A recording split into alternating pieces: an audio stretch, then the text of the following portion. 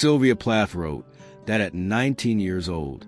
But if you remove the name and the date, most people reading this right now would recognize it as their own.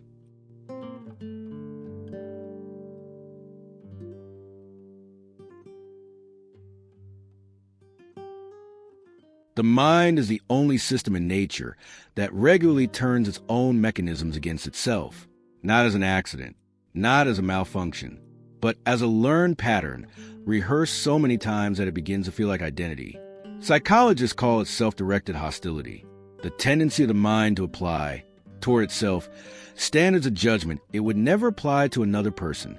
The internal critic that notices every mistake, amplifies every flaw, and dismisses every achievement as either lucky or insufficient. This critic doesn't arrive fully formed. It is built slowly, systematically, through a process most people never become conscious of.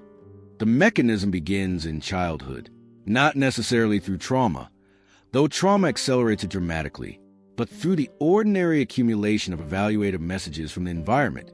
That's not good enough. You should know better. Why can't you be more like? The child's brain doesn't have the cognitive architecture to evaluate these messages critically. It absorbs them as facts and builds an internal model of the self based on those facts. That model, once built, runs automatically for decades. And this is the first thing to understand about a mind that attacks itself. It is not doing something irrational. It is doing something it learned. The internal voice that says you're not enough is not a sign of weakness.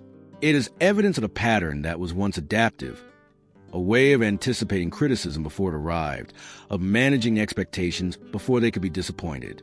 The problem is not that the pattern exists. The problem is that the pattern never received an update. Most people who attack themselves believe it's working. They believe the internal critic is keeping them sharp, keeping them honest, preventing complacency. This belief is so widespread that it's almost never questioned. But the research on this is unambiguous. Chronic self-criticism does not produce better performance. It produces anxiety, avoidance, and a narrowing of the cognitive resources available for the very task the person is trying to improve at. Psychologist Kristen Neff spent over a decade studying the relationship between self-criticism and performance. Her findings were precise and counterintuitive.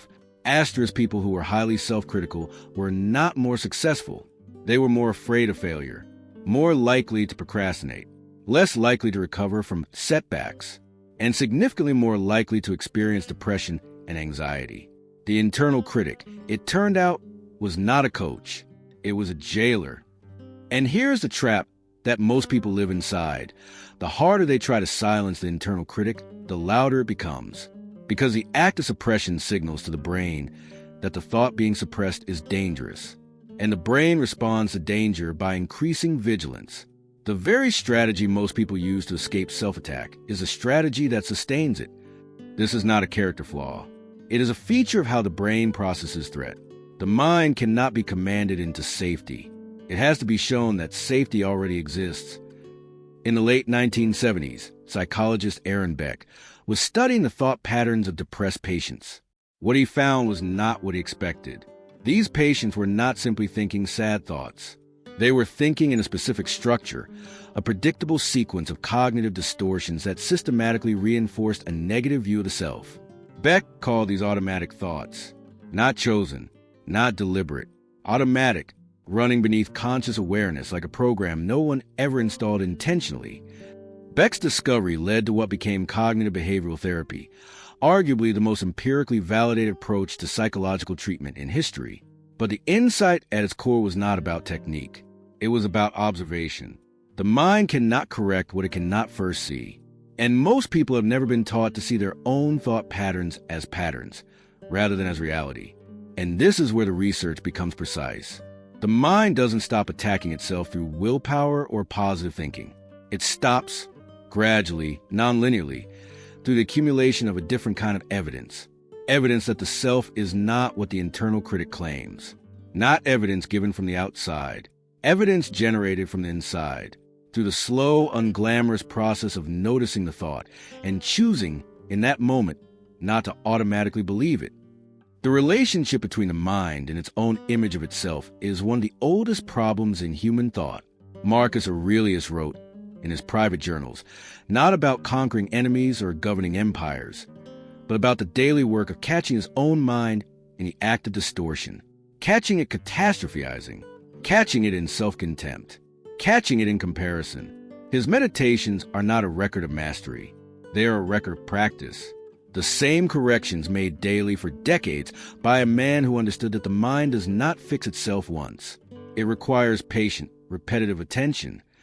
William James, the father of American psychology, wrote in 1890 that the deepest principle of human nature is the craving to be appreciated. But what James observed, and what the research has since confirmed, is that most people spend their lives waiting for that appreciation to arrive from outside, while simultaneously running an internal monologue that dismantles any evidence of it. The external compliment lands. The internal critic immediately explains why it doesn't count. The loop closes. Nothing gets in. And the philosophers who understood this most precisely were not the ones who prescribed self-love or confident thinking. They were the ones who prescribed honest observation.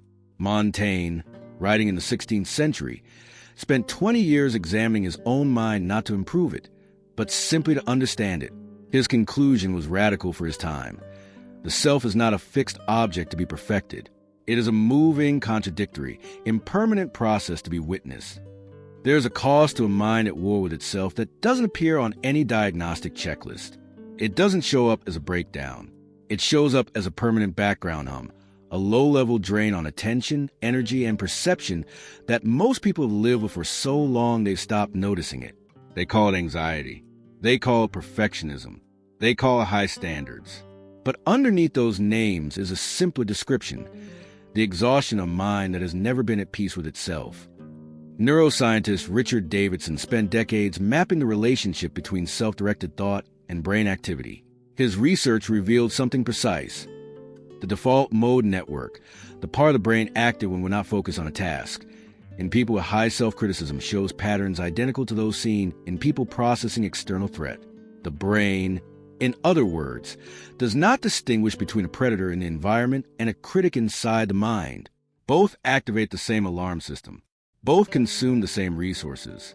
Both produce the same physiological response. The person who is chronically self-critical is, at a neurological level, living in a permanent state of threat. And this is the pattern that closes a loop.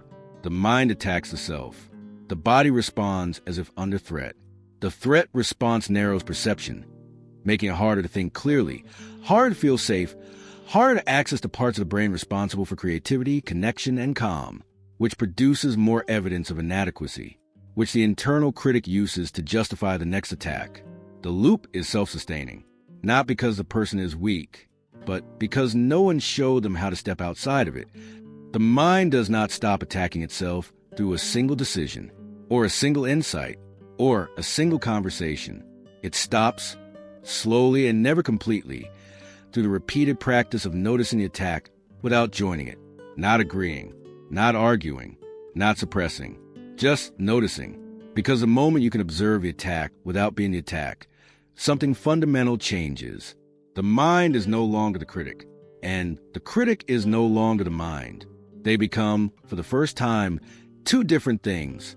And in that gap, small, unstable, easily lost, something that was not there before becomes possible. Not self-love, not confidence, something quieter and more durable than both. A mind that has learned to stop attacking itself doesn't become fearless. It becomes curious about what it actually is when no one is attacking it.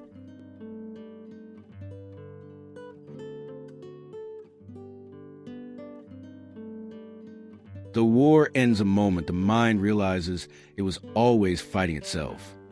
Inner observer. Observe your mind. Understand reality.